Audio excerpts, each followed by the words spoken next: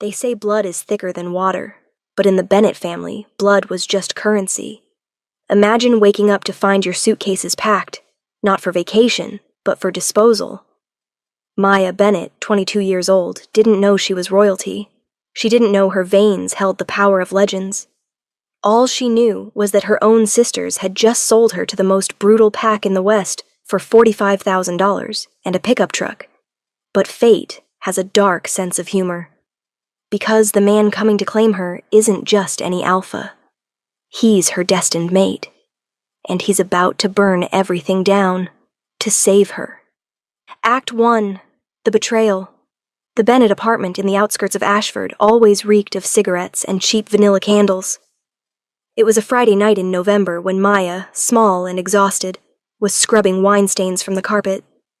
Her hands were raw from bleach. She was the family shame. In werewolf culture, if you don't shift by 18, you're worthless. Maya never shifted. She was considered human. Broken. In the kitchen, her sisters Jade and Harper whispered frantically. "We're out of options," Harper hissed, tapping overdue bills. "The Iron Ridge Pack loan sharks come tomorrow. Without $45,000, we lose everything." Jade, the oldest and coldest, exhaled smoke. "I talked to Ronan this morning." Maya froze. Ronan, the enforcer for Alpha Marcus of Iron Ridge, a pack known for violence and trafficking. "He made an offer," Jade continued emotionlessly. "Alpha Marcus needs workers. Someone quiet. Someone unregistered." "You mean Maya?" Harper glanced toward the living room, looking relieved rather than guilty. $45,000. Clears the debt, saves the house, fixes the truck. Plus, we don't have to hide her anymore. Maya stood, legs trembling. She walked into the kitchen. "You're selling me." Jade stubbed out her cigarette. "Don't be dramatic. You're getting employment. We can't afford you anymore." "To Iron Ridge," Maya's voice cracked. "Jade, you know what they do there." "Then don't make them angry," Harper snapped. "The deal's done. Ronan's sending transport in an hour. Pack your things." The betrayal wasn't fiery. It was ice cold. Maya looked at the women she'd cooked and cleaned for her entire life. No love. Only calculation. "You're selling your sister for a truck repair," Maya whispered through tears. Jade grabbed her chin roughly. "We're selling a burden. Now pack. Or maybe Ronan takes Harper instead." The transport at 10 p.m., a black van arrived. Ronan stepped out, massive, scarred, menacing. "This the merchandise?" he grunted. "I'm not merchandise," Maya spat. Ronan laughed. "At Iron Ridge, everyone has a price tag, sweetheart. Get in." Jade caught the envelope of cash he tossed. She counted it with shaking fingers, never looking up as Ronan shoved Maya toward the van. "Jade, Harper, please," Maya screamed. Harper examined her nails. Jade counted money. "It's all here," Jade muttered. "Goodbye, Maya. Try to be useful for once." The door slammed. As the van drove away, Maya realized family wasn't about blood. It was about survival. And she was now alone. Act 2. Iron Ridge. The Iron Ridge territory was a fortress in the mountains. High fences, razor wire, cold stone. For 2 weeks, Maya lived in hell. She woke at 4 a.m. to bake bread, scrubbed pots until her fingers bled, served warriors who grabbed at her and sneered. Alpha Marcus was worst of all. Handsome in a cruel way, he enjoyed her fear. One evening, he grabbed her wrist. "You're pretty for a defect. My beta says you don't break easy." "Please let me go, Alpha," Maya whispered, eyes down. "I own you," Marcus growled. "Your sisters made sure of that, but things are changing tomorrow." "Why?" Marcus swayed drunkenly. "Because the High King is sending an inspector. King Lucian Thorn himself. If he sees how I run things, Iron Ridge gets sanctioned." The room went silent. Lucian Thorn, the Alpha King, the strongest wolf in generations, ruthless, intolerant of lawbreakers. "If the king sees you," Marcus hissed, "if you even look at him, I'll kill you myself. You stay hidden. You're invisible. Understand?" "Yes, Alpha." But Maya's heart raced. King Lucian was her only hope. If she could reach him, maybe she could beg for freedom. The king arrives the next day. Everything changed. The compound was scrubbed clean. Warriors wore uniforms. Maya was locked in the scullery behind the kitchen. At noon, black SUVs rolled in. The Royal Guard. From a grimy window, Maya watched. The central car opened. A man stepped out. Tall, powerful, wearing a perfectly tailored black suit. Dark hair, military cut. Even from a distance, his presence was overwhelming, an aura that made every wolf bow instinctively. This was King Lucien Thorne. As if sensing eyes on him, Lucien stopped. He slowly turned toward the kitchen, toward her window. He removed his sunglasses. His eyes were piercing electric gold. Maya gasped and ducked down, heart racing. Outside, Lucien froze. His nostrils flared. He inhaled deeply. "My king," his beta Darius asked. "Something wrong?" Lucien ignored him, taking a step toward the house. "That scent," he murmured. "Vanilla and rain." For 10 years, Lucien had searched for his mate across every pack. He'd given up hope. But here, in this filthy, corrupt place, the scent was unmistakable. Home. Her. "Who is in that house?" Lucien demanded. Just staff, my king," Marcus stammered. "Cooks, cleaners, nobody important." "You're lying." Lucien's eyes narrowed dangerously. "And I don't like liars." He strode forward, pushing past Marcus like a child as, "Darius, secure the perimeter. No one leaves." The discovery. Inside the scullery, Maya heard heavy footsteps. The door burst open. But it wasn't Marcus. It was the king. He filled the doorway, presence overwhelming. He looked at the filth, the dishes, the grime. Finally, his eyes landed on Maya, huddled in the corner, smelling of bleach and terror. Maya held her breath, waiting for anger, but Lucien didn't attack. His chest heaved, his pupils dilated until his eyes were almost black. He took a step toward her, hand reaching out, trembling. "Mine," he breathed with possessive awe. "You're mine." Maya looked up, terrified. "Please, don't hurt me." Her fear snapped something in him. A growl ripped from his throat. Not at her, but at the world that hurt her. "Who did this to you?" Lucien demanded, voice lethal. He fell to his knees in the dirt to be at her level, ignoring his expensive suit. His fingers hovered near her cheek. "Tell me who did this, and I'll tear them apart." Maya blinked. The pull between them was overwhelming, a golden thread connecting their souls. For the first time in her life, she didn't feel broken. She felt seen. "I'm just the help," she whispered. "No," Lucien said, his thumb finally brushing away dirt on her cheek.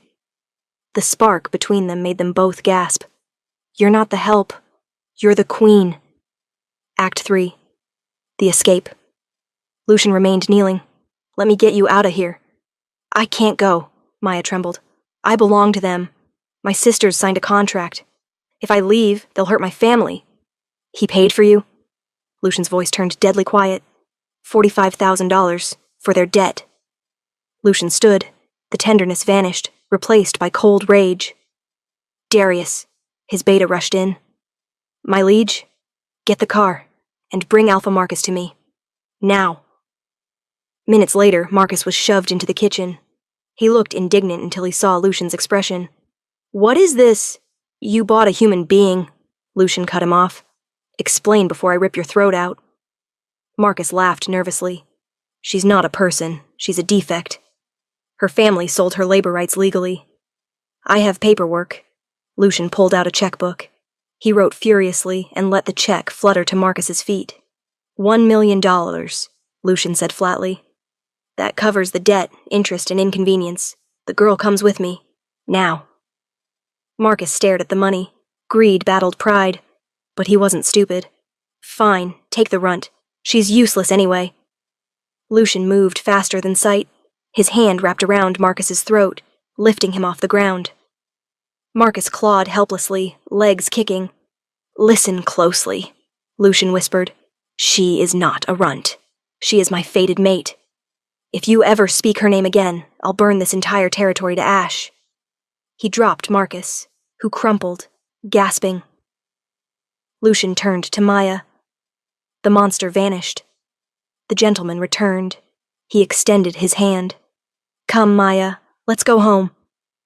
Maya looked at Marcus wheezing on the floor, then at this powerful stranger offering salvation. She placed her scarred hand in his. Lucian swept her into his arms, carrying her through the kitchen, past stunned staff, into sunlight.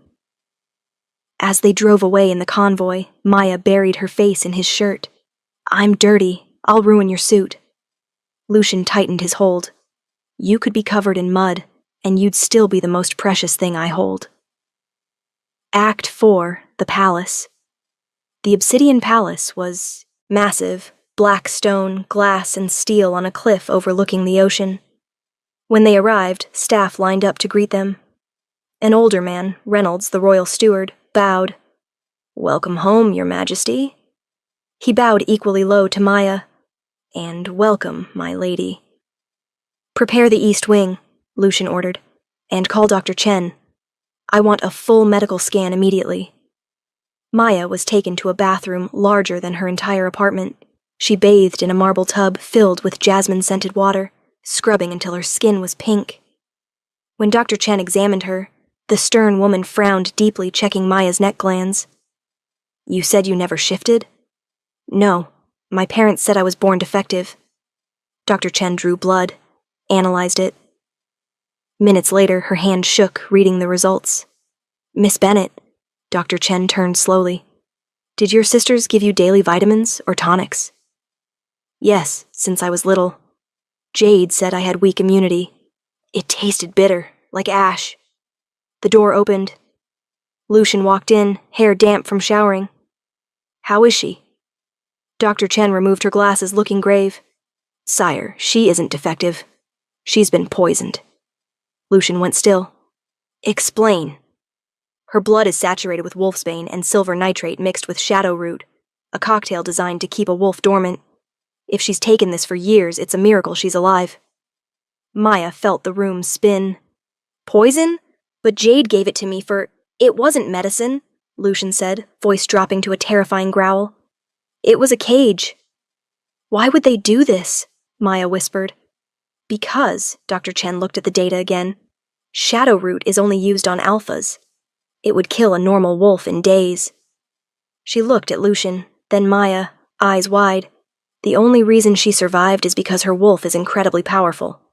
Based on these markers, she's likely alpha bloodline. Perhaps even a white wolf. Lucian looked at Maya, stunned. A white wolf, the rarest of all. Symbol of purity and immense power. "They feared you," Lucian said, taking her hands. "They knew what you were and poisoned you to keep you weak. Submissive." He kissed her knuckles. "But they failed. We're going to flush this poison out, and when your wolf wakes, the world will tremble." The sisters scheme. Hundreds of miles away, Jade screamed, "He took her! The king took her!" Harper showed her phone. "It's everywhere. Look, Alpha King intervenes at Iron Ridge." Someone leaked a photo. On screen, Lucian carrying Maya from the compound. "We're dead," Harper trembled. "If she tells him what we did—" "No." Jade's eyes gleamed with calculation. "We control the narrative. To the world, what does this look like? Like, the king took our sister?" "Exactly.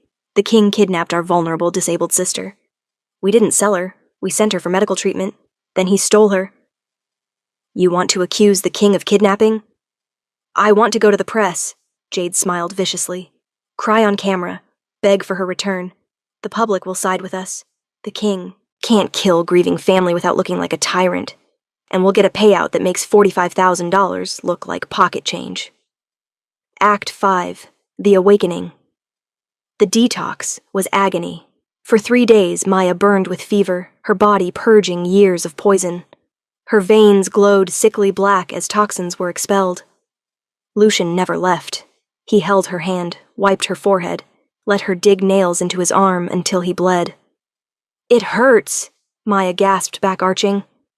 "I know," Lucian whispered helplessly. "Fight it. Fight for me."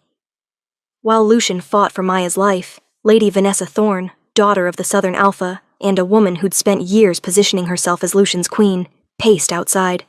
She was stunning with red hair and emerald eyes, but her beauty was sharp, dangerous. When Lucian briefly left the room, Vanessa slipped inside. She looked down at Maya, pale and breathing shallowly on the bed. "You don't belong here," Vanessa whispered. Her finger hovered over the IV drip. "One air bubble and it's over. You're just a broken little thing." Maya's eyes snapped open. They weren't brown anymore. They swirled with iridescent white light.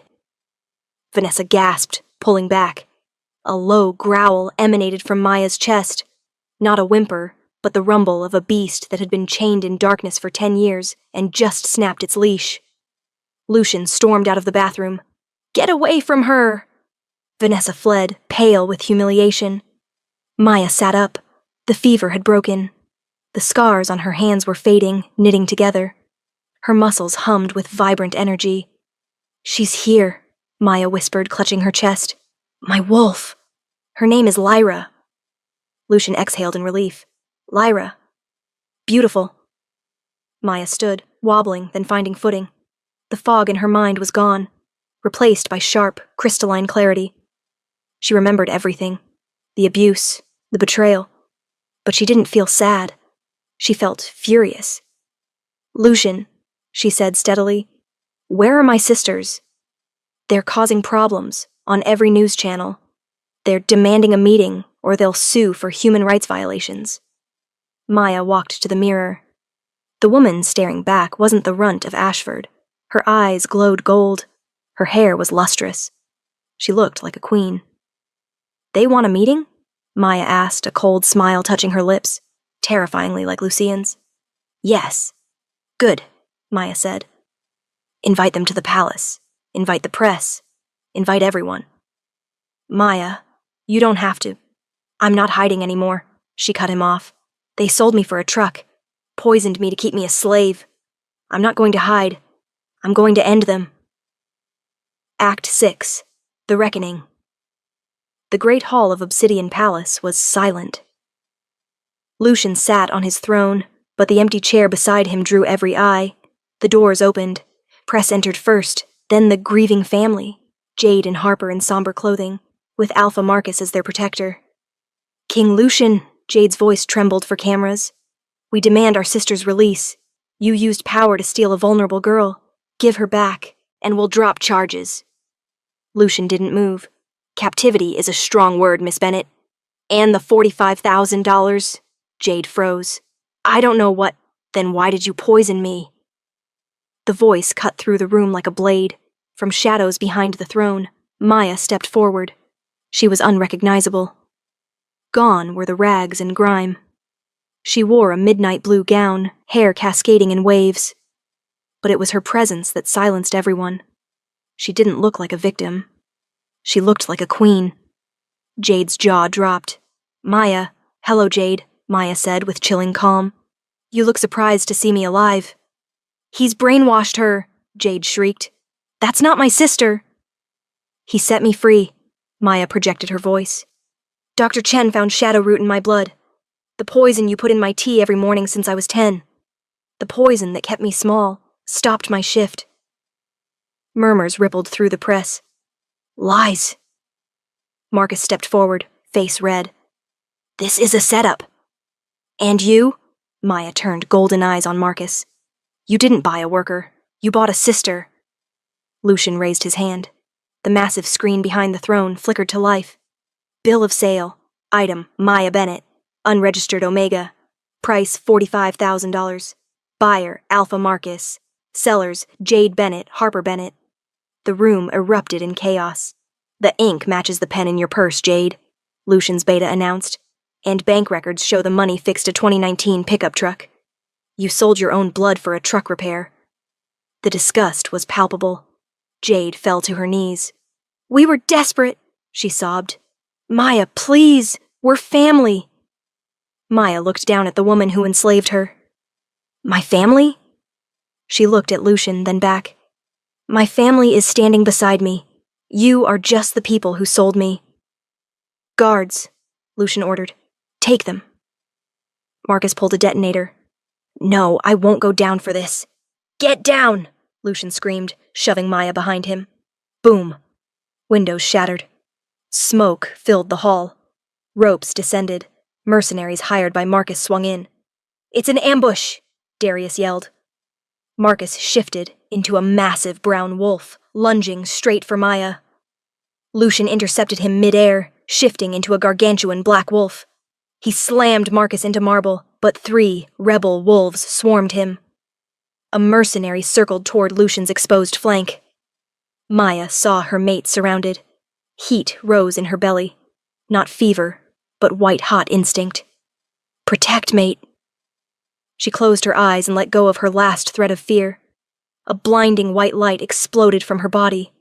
Bones cracked. Fur sprouted white as fresh snow. When the light faded, standing on the dais wasn't a girl. It was a wolf. A white wolf larger than any female ever recorded, radiating ancient, holy power. The fighting stopped. Rebels froze. Even Marcus, pinned under Lucian, stopped struggling. The white wolf threw her head back and howled, a sound of absolute dominion. Maya had arrived. The final battle. The howl vibrated in the marrow of every living thing. The rebel wolf's instincts screamed, "Submit!" Maya didn't wait. She was a blur of white, leaping and tearing through chaos. She landed on a gray wolf flanking Lucian, throwing the beast aside with effortless power. Lucian recovered, looking at the ethereal creature beside him. A rumbling purr of pride vibrated in his chest. Mate? They moved together, smoke and shadow. Lucian was brute force.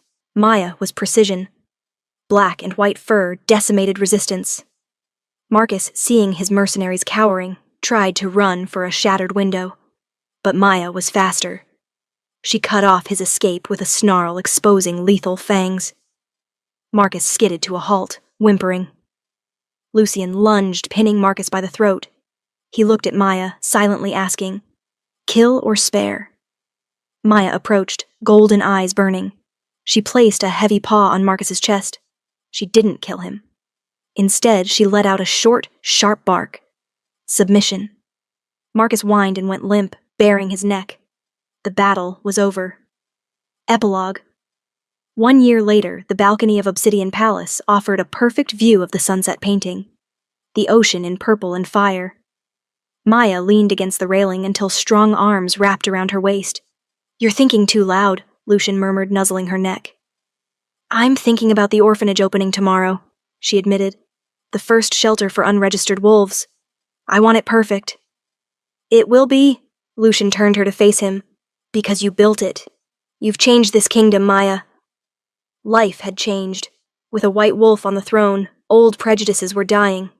The runts were protected. Corruption was purged. Jade and Harper? Banished to the lawless fringe territories, powerless and alone, living exactly as Maya once did. Marcus? Sentenced to the deep mines, working until his debt was paid.